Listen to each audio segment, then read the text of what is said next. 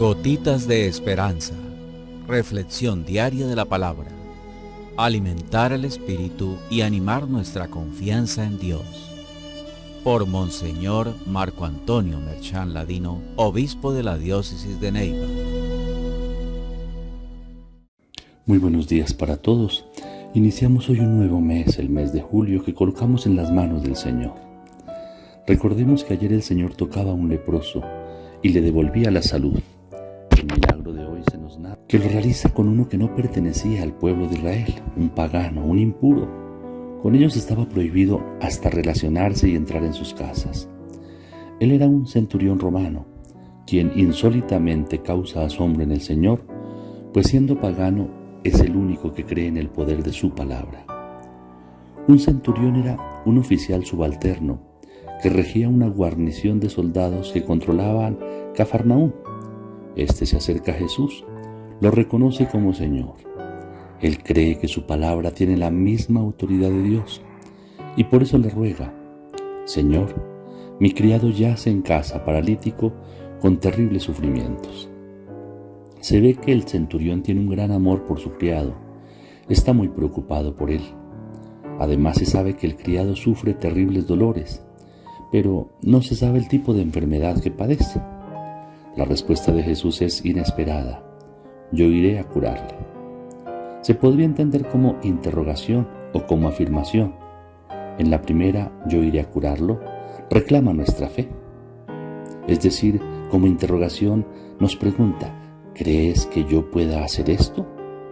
En la segunda es una afirmación: voy a ir a curarlo, que supone la fe y responde afirmativamente a la petición. Pero el centurión como militar es un hombre que obedece y se hace obedecer, y por eso continúa desde su óptica de militar, con su profesión de fe en el Señor, reconociendo en él una dignidad, una autoridad superior, un innegable poder, y dice: Señor, yo no soy digno de que entres bajo mi techo, basta que lo digas de palabra y mi criado quedará sano. El centurión, como vemos, se dirige con humildad. Él sabe que recibe un don, una gracia, no un premio a sus méritos. Es que la verdadera humildad reconoce sus limitaciones, confía, lo espera todo de Dios, lo mismo que un niño lo espera todo de la mamá. Además entiende el significado de la autoridad, entiende la eficacia de la palabra cuando da una orden. También, dice él, yo soy subalterno, tengo soldados a mis órdenes, y digo a este: vete y va, y al otro: ven y viene. Compara la palabra de Jesús con un soldado obediente que cumple la voluntad de aquel que la pronuncia, cosa que es así. Lo afirma el profeta Isaías en el capítulo 55 de su libro: como la lluvia, la palabra no torna vacía, sin que haya cumplido aquello a que la envié. Jesús entonces queda admirado.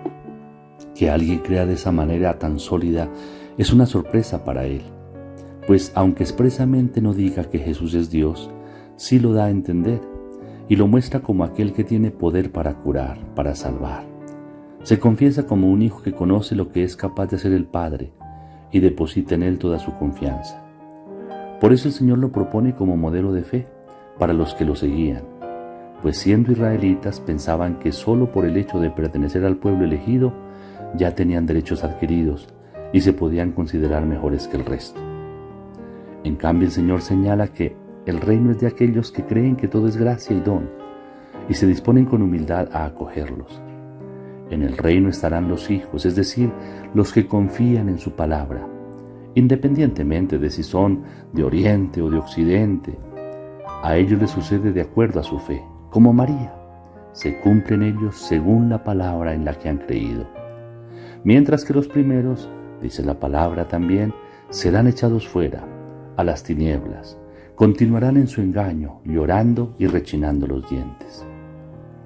Después, al volver a la casa de Pedro, convertida en el lugar de residencia del Maestro, vio Jesús a la suegra de Pedro en cama y con fiebre.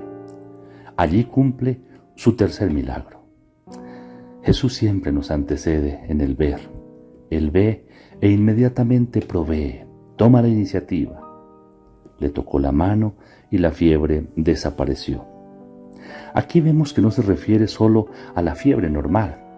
Existen otros tipos de fiebres. Por ejemplo, la fiebre del dominio, de la autosuficiencia, de la arrogancia, del poder, la fiebre del dinero que inmoviliza para amar, para servir, para ayudar y que en cambio espera que todos se pongan a su servicio. Jesús le toca la mano a esta mujer. La mano significa la acción. Mano que cuando es esclava del egoísmo todo lo aferra como con garras de tigre. Todo lo quiere para sí, pero que cuando se encuentra con la mano del crucificado por amor, entonces esa mano se transforma en mano abierta para dar, en mano laboriosa para servir, en mano dispuesta a acariciar, a saludar, a enjugar lágrimas, a defender, a sanar, como lo hizo la suegra, que en ese momento se levantó y se puso a servirles. Renovemos hoy nuestra confianza en el Señor. Renovemos nuestra confianza en esa palabra llena de autoridad y de poder, capaz de sanarnos, capaz de hacernos personas distintas, es decir, hijos de Dios. Renovemos hoy la confianza en esa palabra y en ese toque maravilloso del amor de Jesús, que es capaz de sanarnos de la fiebre del egoísmo. El Señor esté con ustedes.